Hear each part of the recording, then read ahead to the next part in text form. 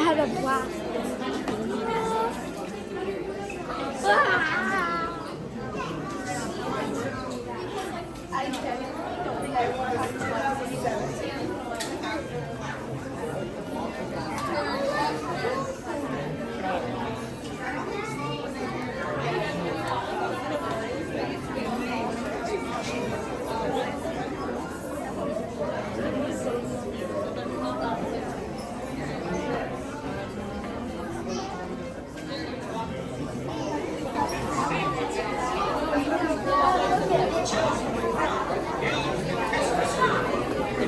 Hi guys, so now we're in Hollywood Studios.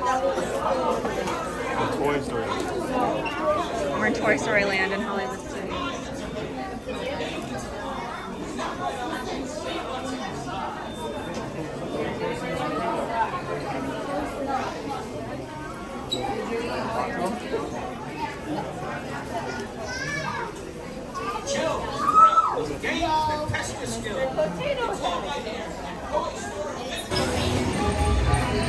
Hey, partners! Welcome to the practice game! Oh, and Polish dragons! Watch those pies! So many pies!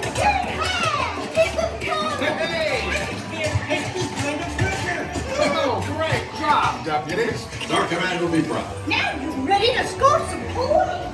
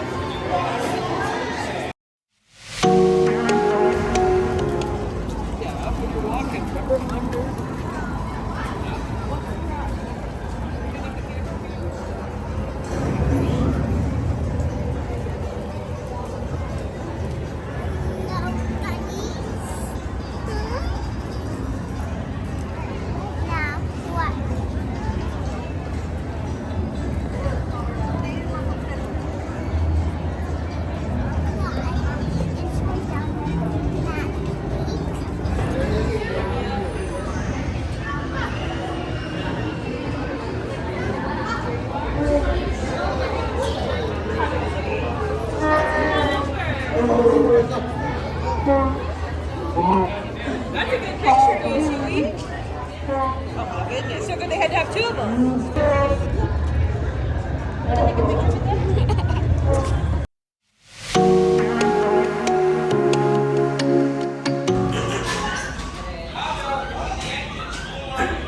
We'll talk later. I have to do everything around here. Yes, yes. Hello, my friends. I am Hondo Onaka, and this is Onaka Transport Solutions. Today, I am offering the opportunity of a lifetime. I need flight crews to transport this valuable merchandise across the galaxy. Pilots to navigate, engineers to operate the ship, and gunners to defend the shipments. And that is where you come in. Okay, time to go. So, bye. We better go before he changes his mind.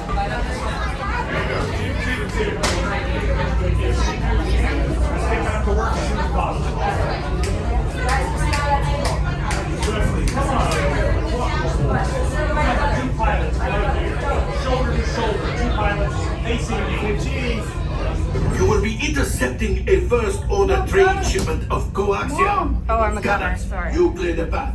Pilots, line up behind the train. And engineers, you harpoon that precious cargo. Now get a move on and know that I have complete faith in you. But I am coming along with you just in case. Alrighty, flight crew, right this way, back to your feet, buckle up. For your safety. Alright, guys, keep this.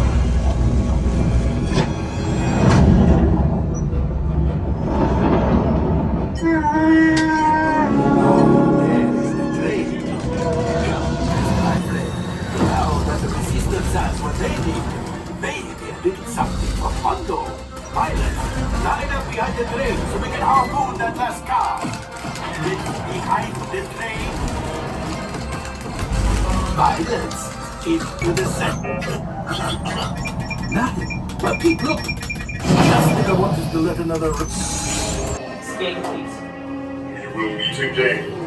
The encounter may be less. A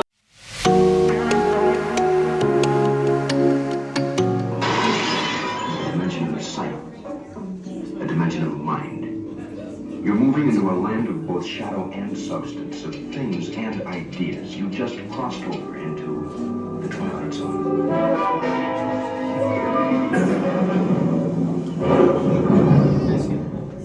Hollywood, 1939. Amid the glitz and the glitter of a bustling young movie town at the height of its golden age, the Hollywood Tower Hotel was a star in its own right, a beacon for the show business elite. Now, something is about to happen that will change all that.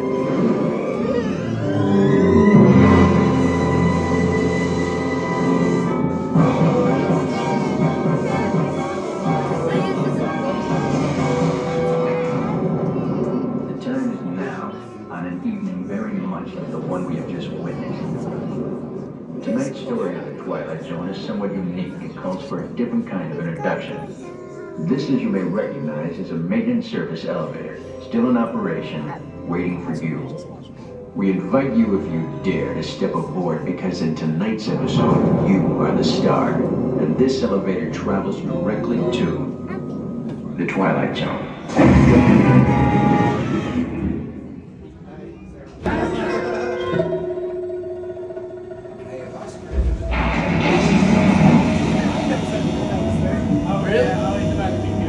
Oh yeah, it's gonna be good.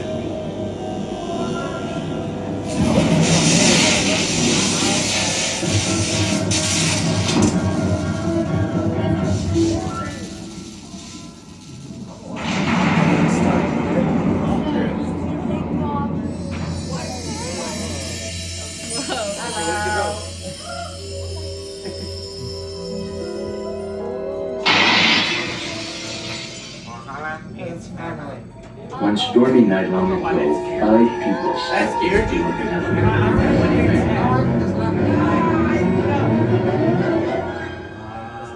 That door is opening once again, and this time, it's opening for you.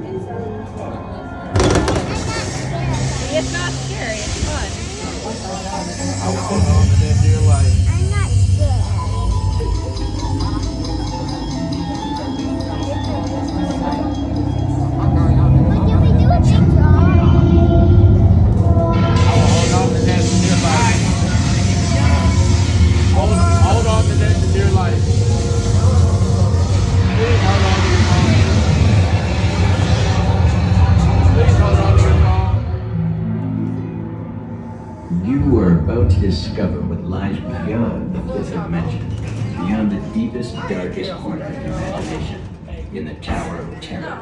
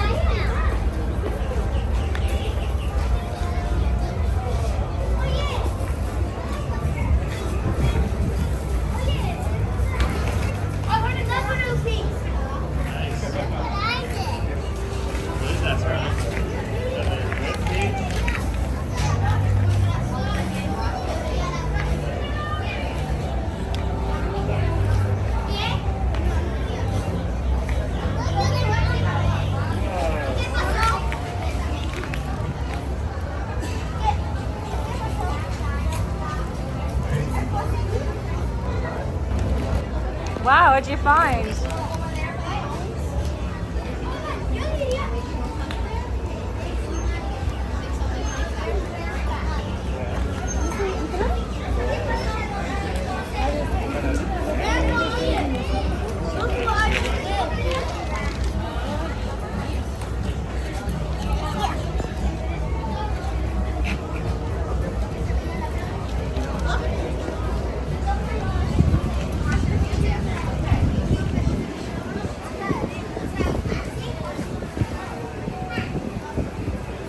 Guys, you see my purse?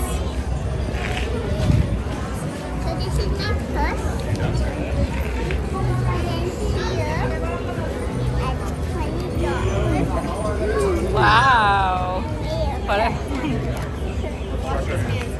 What'd you find, buddy? Found the leg? And then here, I have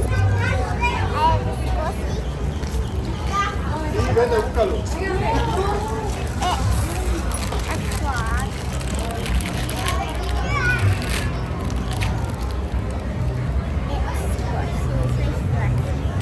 I keep it in this bag so it won't explode in my bag.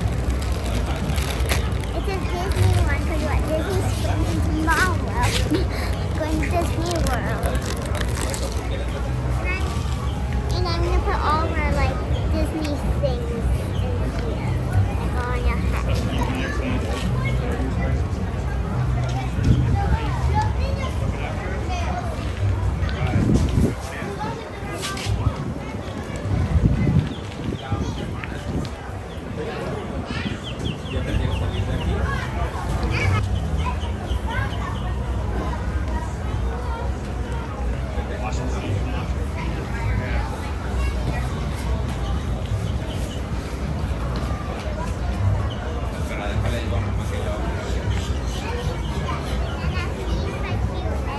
Oye, no se te metieron.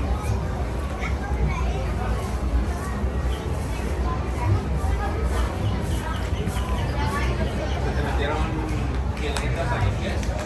No, ok. Hey, watch that. What's going on? It's not moving. It's not coming alive yet. It's got ears and a boat. It's got a zipper on its boat. It opens the boat. Open it, then it starts flapping. See you later at Disney World. Tap your oyster 3 times and then yell aloha. 3 times and then go aloha. Ready? Tap it 3 times. Oh, yeah, with the tongue. Okay, everybody at the same time. Go. 1, 2, 3. Aloha! Now what happens? You got a shuckle, right? Yeah. All right, I'll trap these for you. Here you go, look out. It's gonna be a special one. Ooh, see Oh, That's big. big. Look at It's like a that. Yeah, it's a That's a nice one. Good size. Wow. That's cool. So cool. I How know. big? I don't like that. A pink. It's cool, eh? Hey, I got a gold. You got the gold one, yeah? Silver one's cool. Though. Look at your nails, so cute. Take it. Cool. Nice. You just hold my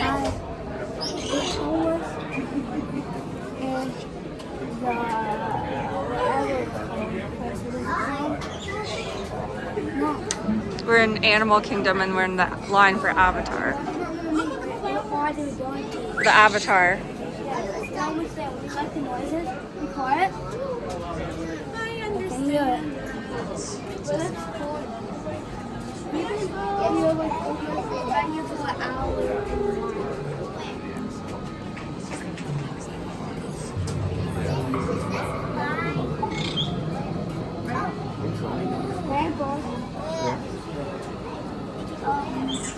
I understand.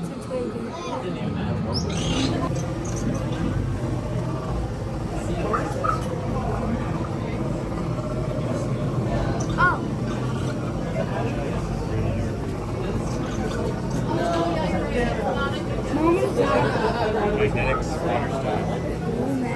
balanced. Oh, it's coming down.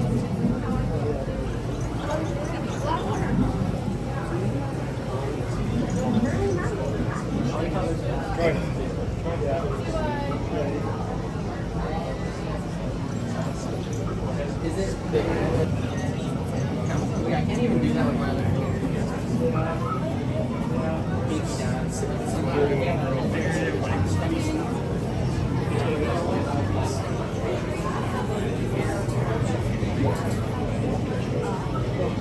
Is that a real one? It's a living thing. Yeah. Highly active. Water's clean now.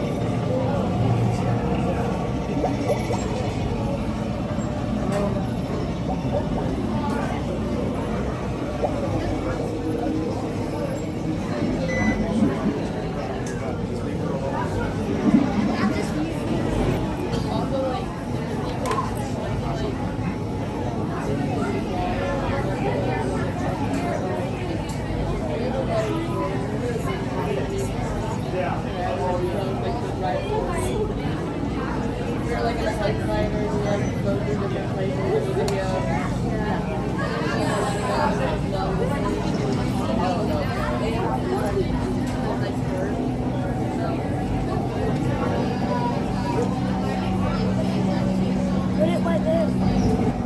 There it goes. It's gonna move. Oh. Wow. Like magnetic. What is that? That should be lit up a bit.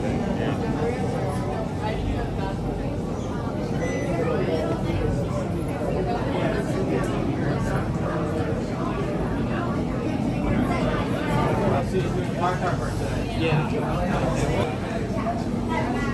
Come on, guys.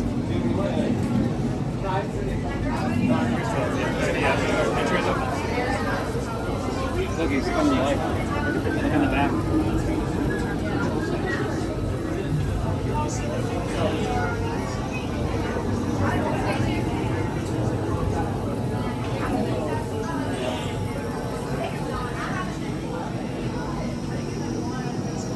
Hi, Scarlett.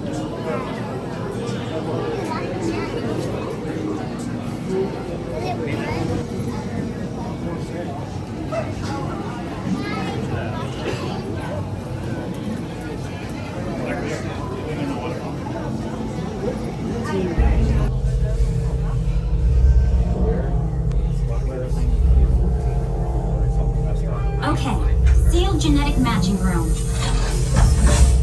Okay, Dr. Stevens, they're ready. Can everyone see me? Yeah. Great. Welcome to the Avatar program. Soon, you're gonna have a chance to undertake an amazing Na'vi rite of passage, flying on the back of this powerful animal called an Ikron, or as we call it, a Banshee. The way you're gonna do this is by being matched to something called an avatar. And I'm here to help you guys get ready. But first, we have to scan you for Pandoran microparasites. Alright everyone, stay on your number and move your arms a bit. Okay, start scan.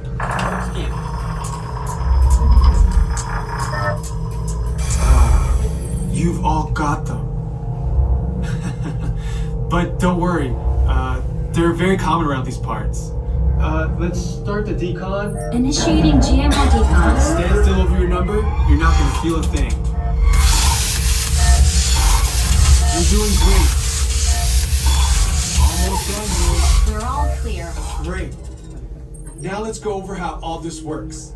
Like I said before, you're going to be matched to these things called avatars, which look a lot like the Na'vi.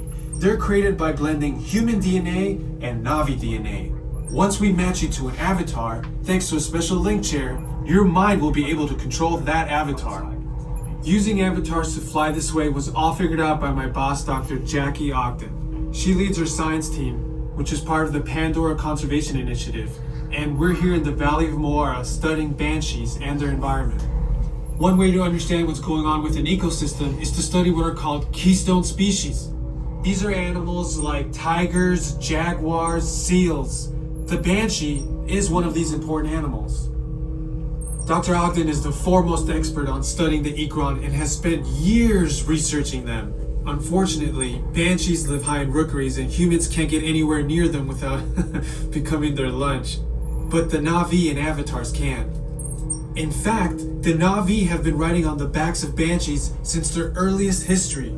Thanks to science, avatars can ride on banshees too. That's why you're linking to an avatar. It was Dr. Ogden who restarted the Avatar program. It's because of her that you're able to go through this rite of passage today. Pandora is a breathtaking natural world. I cannot wait for you guys to see it for yourselves. So, let's get ready for our next... Huh?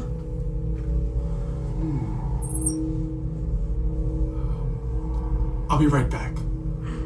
Put the standby system on, quickly. Standby. We're looking into delays with the genetic matching system.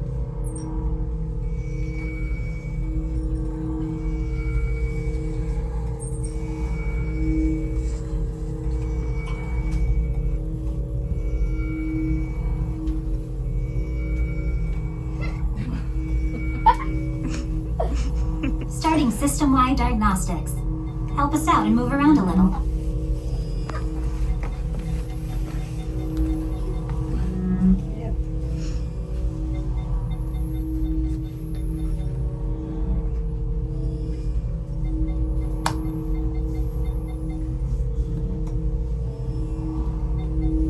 Starting recalibration tests.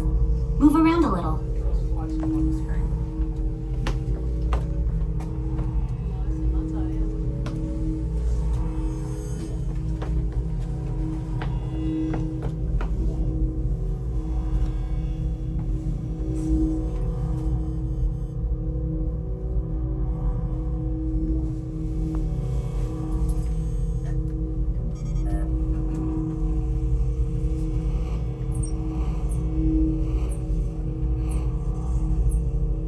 Rebooting GMR system. We will be ready soon. Core system components active.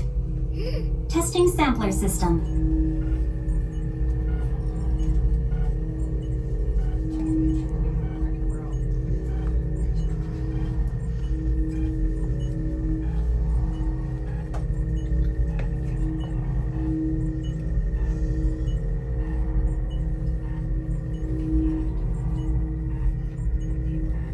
Okay, to get you flying on a Banshee, we need to find each of you an avatar. Let's prep the genetic sampling. I'm on it.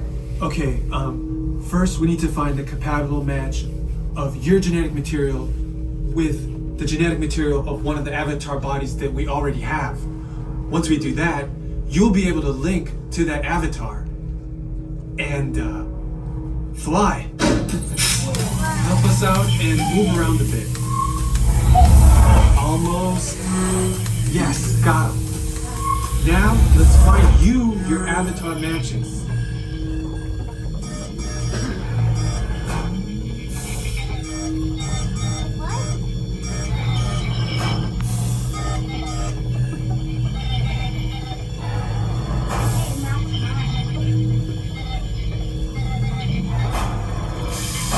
All right, you've all been matched with avatars.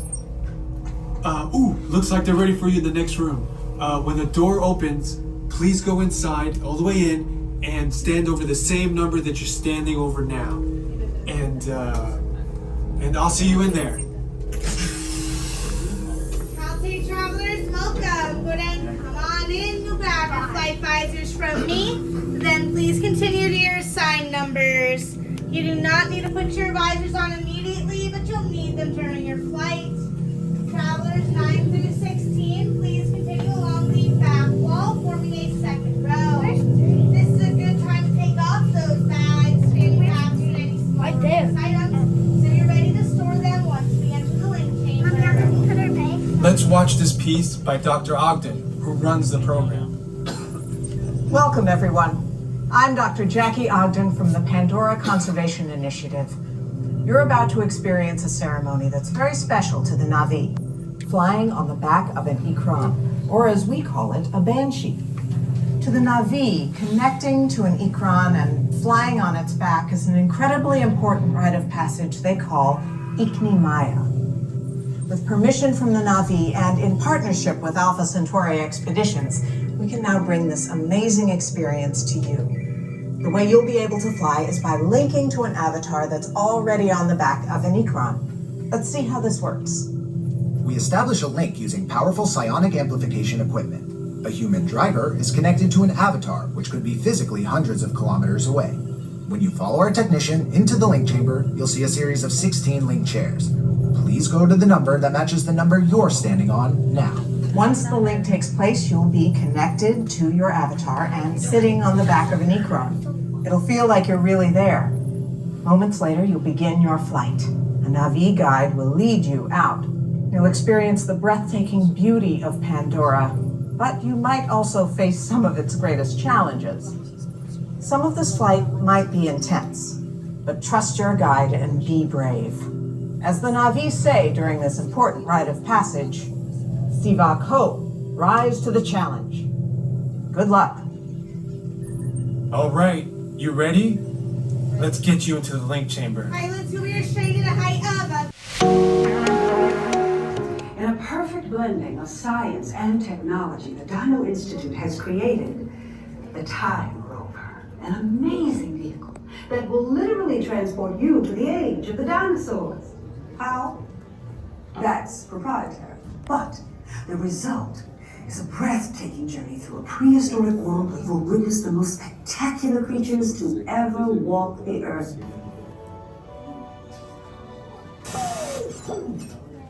Hello there. Welcome to our little trans-dimensional joyride, folks. I'm Dr. Seeker, your friendly controller, and a heck of a paleontologist, if I do say so myself. But let's not talk about me. Let's talk about you and how you can help me make history today with the Time Rover. It's like this. If I can bring you back from the Cretaceous period, it stands to reason that I can bring back a live dinosaur with you. And not just any dinosaur. Take a look at this guy. He's an iguanodon, and I'm certain that he is the key to understanding these magnificent creatures. I tagged him with a locator during an unauthorized field trip. Otherwise, I'd be traveling with you. Right now, our dino should be about here, at the very end of the Cretaceous period. That's where you're going today. I've arrived, it seems, just in time to correct a little misstatement. Dr. Marsh. That is impossibly close to the giant asteroid impact that destroyed most life forms on Earth. Our tools are designed to take you to the early Cretaceous period, and I can assure you that all time rovers have been securely locked on those coordinates. That's right. See? Securely locked. Access denied. Continue. Of course. We were just talking about seatbelts. Plug them in, use them. It can get kind of choppy out there, so keep your hands and arms inside the vehicle at all times. Flash photography? I wouldn't. It alters the homing signal, and that's not good. Oh, and one more thing. Those locked coordinates? We're in. Now, here's the drill. You follow the homing signal to the iguanodon, then I'll enlarge the transport field, and boom, you're back with one additional passenger extra large. And don't worry about that asteroid. You'll be in and out of there before it even breaks the atmosphere. Trust me, what could go wrong? Hey, it's me again. Remember, only you guys are going on this special mission, so don't tell anyone, okay? Go.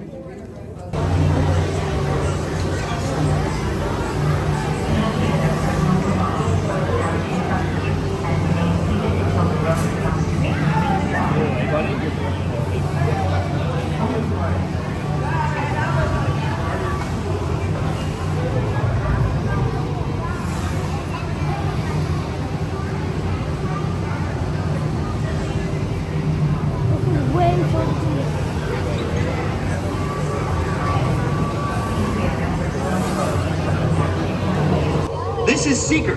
Listen up. We've got to get in, grab the iguanodon, and get out before that asteroid hits. Let's roll!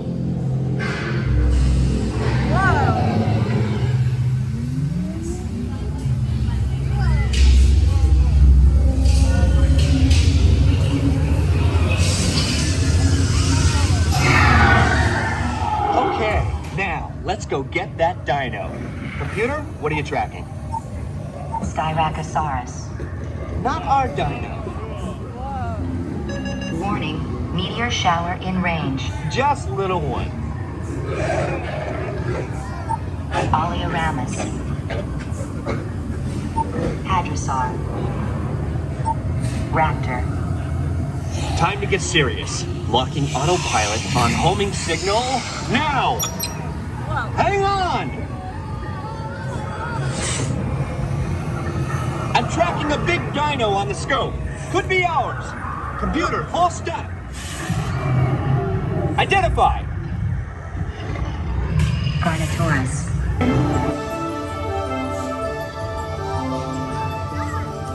That was awesome. I saw Spinosaurus and a T-Rex. Yeah, that's awesome.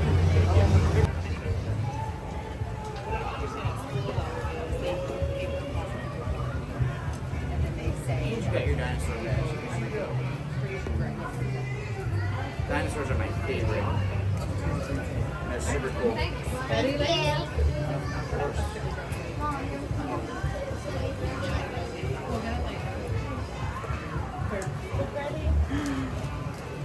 Dinosaur badge.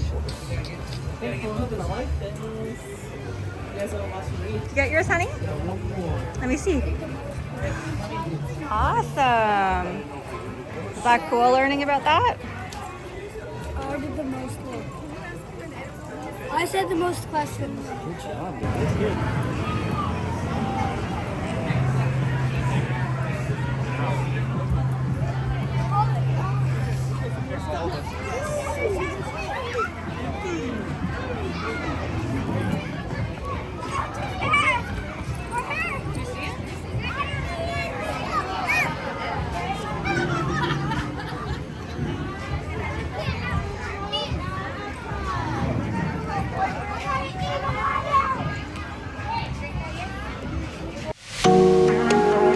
May look like it's related to the zebra because of those stripes, but it's actually the closest relative to the giraffe.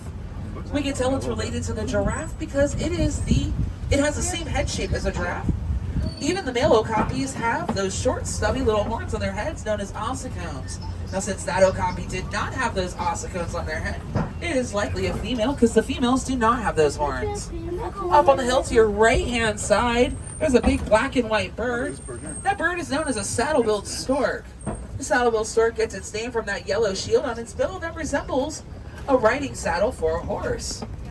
Now, if you look over to your left-hand side here, laying against that rock wall, there is a black rhino out there. Black rhinos are the smallest of the rhinoceros species in Africa, but don't let that fool you, they'll still weigh around 3,000 pounds. Now, hippos do spend most of their time underwater, so it's a real neat treat. We got to see some hippos out on land like this during the day. Now, these big gray and white birds with the big beaks are known as pink-backed pelicans on your right-hand side. Pink-backed pelicans get their name from the fact that they'll get a pink tint to their back feathers during mating season. I like to think it's because they're blushing for their mates.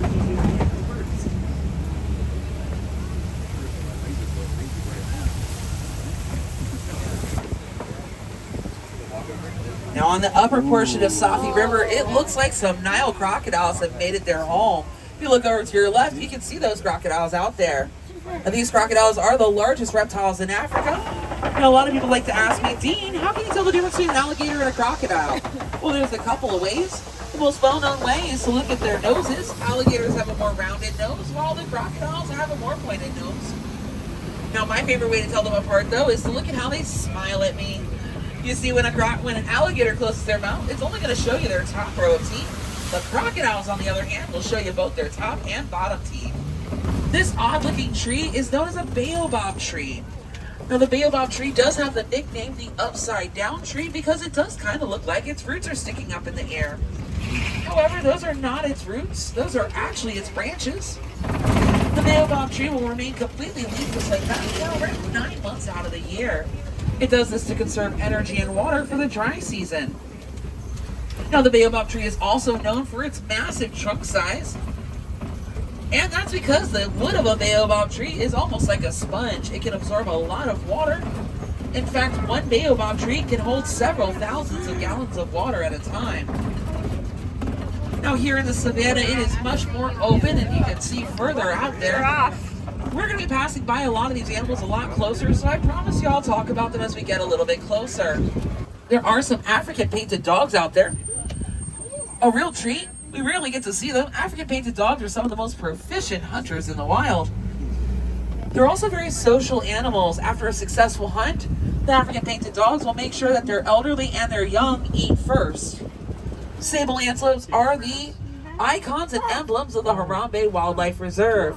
And this is for a very good reason. They're basically defenders out here. Unlike most antelopes that would tend to run away from danger and predators, sable antelopes will use their scimitar-like horns to defend themselves even against lions and cheetahs.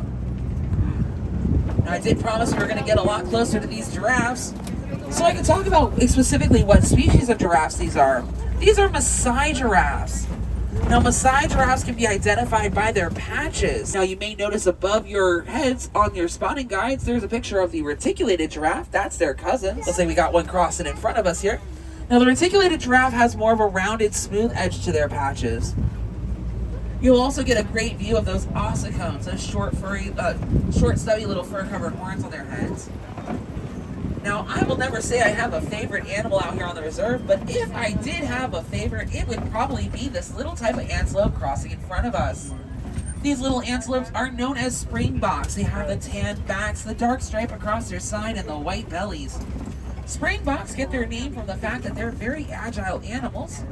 They can jump 6 feet straight up in the air, 13 feet across, and they can run at speeds of around 55 miles an hour.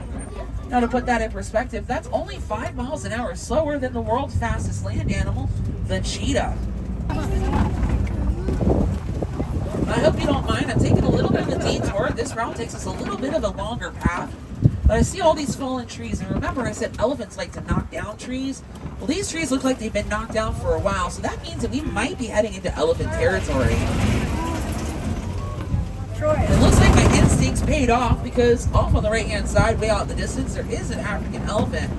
Now, I promise we'll get a good look at it, but if you look to your left first, along this rock wall, there are a couple of small monkeys.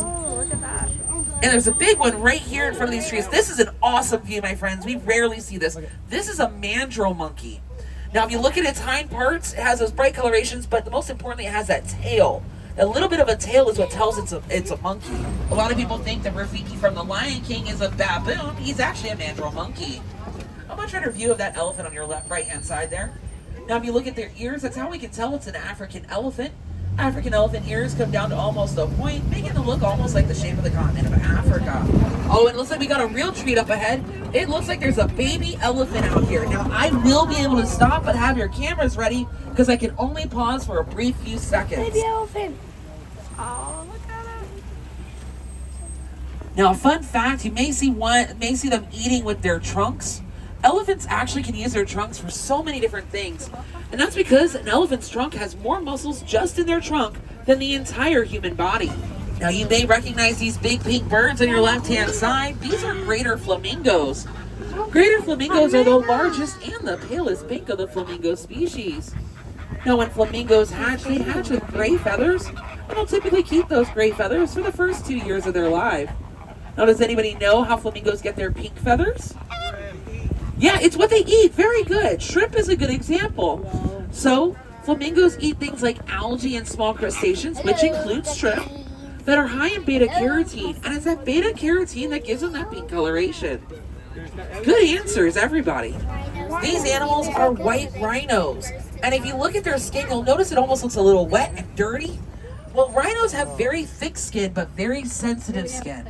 So they'll roll around in mud pits like the one on your left-hand side. Those are known as mud wallows. Now, if I have any wilderness explorers on board, my friends, you are riding Simba 1. That's Simba like the lion and the number 1.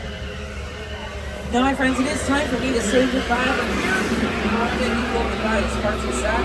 It's far too final. Oh, instead we say Kwaherini. Kwaherini means to go well. So please watch your hands, arms, legs, and feet on the right-hand side. Those doors are sliding open.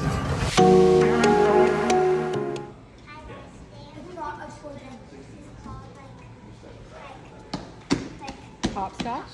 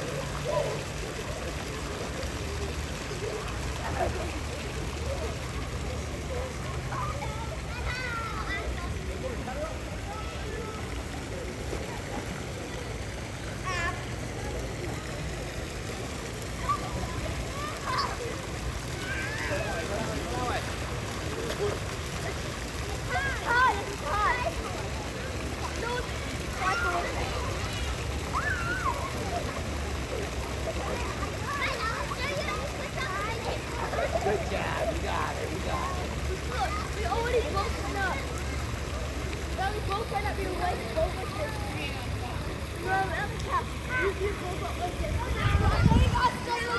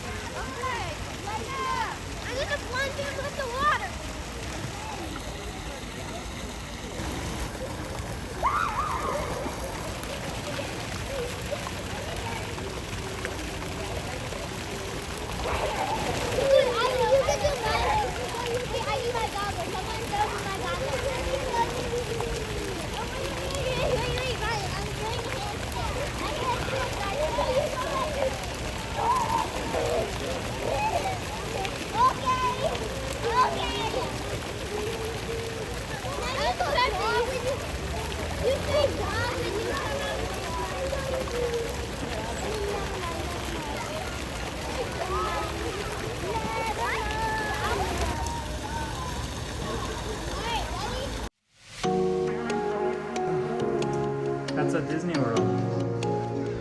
Cool. Those are the Mickey ears.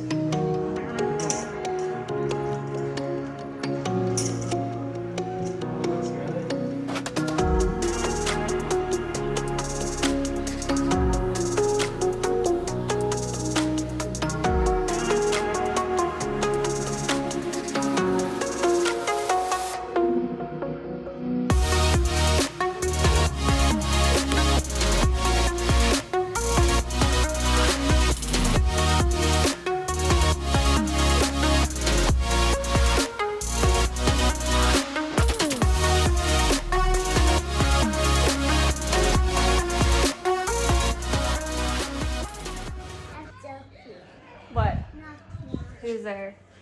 Fireworks. Fireworks who? Is the firework game?